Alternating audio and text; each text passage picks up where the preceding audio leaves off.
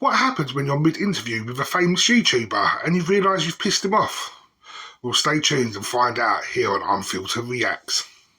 As a lot of you know, I've been podcasting for a couple of years now, and the great thing about having a podcast channel is you get the opportunity to try and interview people that you actually want to speak to.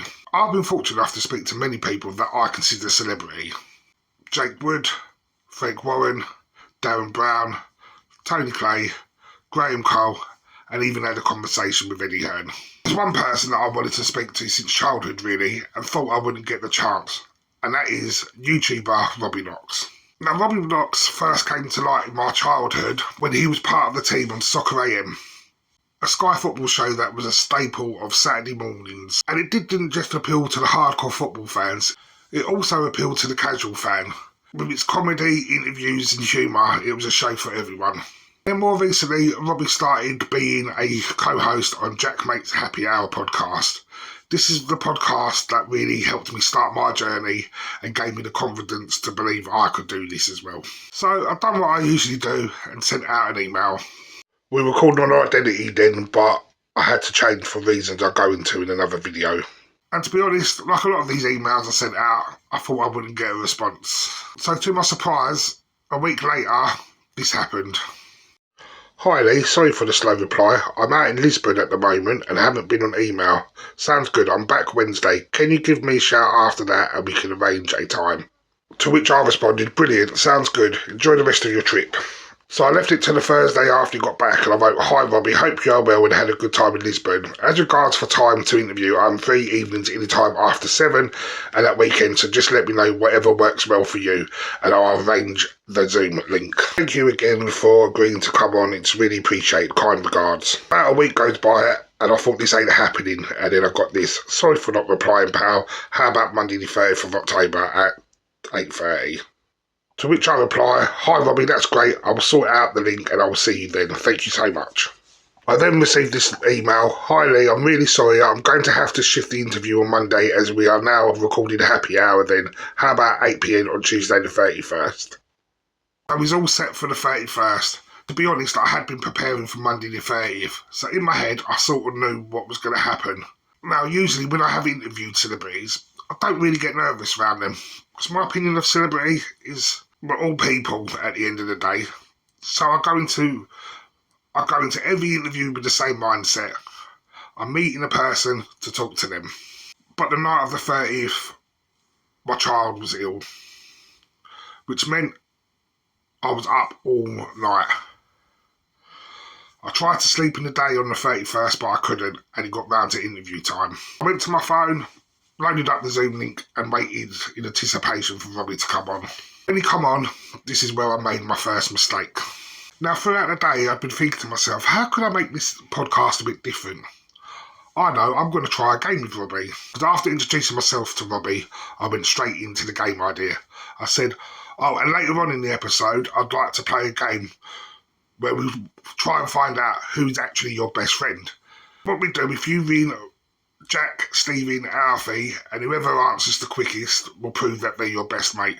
To which Robbie replied, I don't know if we can do that, let me check where they are. And he looked on his phone and he said, no, sorry, they're at events tonight. But looking back now, I think this was a mistake.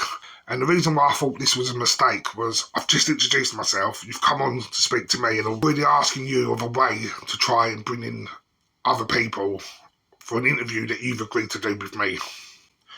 So anyway, we scrapped that idea and we got on with the interview.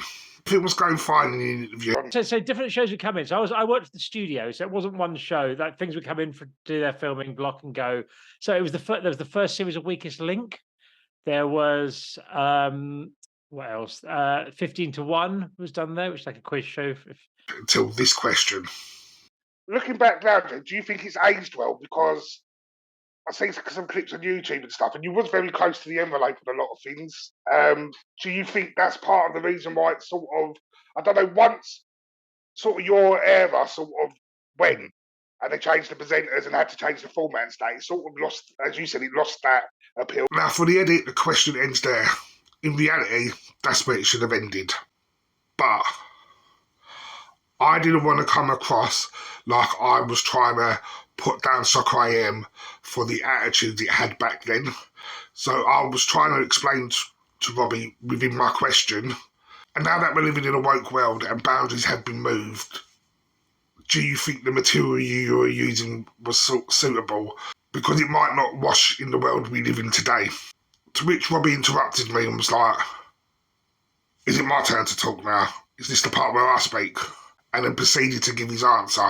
And in my head, I just thought, oh shit, I've annoyed him here. How on earth am I going to pull this back? Luckily for me, Robbie continued to tell his answer. In my head, I was thinking, right, just take a breath, Lee, and just carry on. But I could tell he was annoyed. So we went on with the rest of the interview, and to be honest, look, watching it, you would never know. But I just had in my head the whole time, I've really annoyed him here. I bet he can't wait to get off this interview.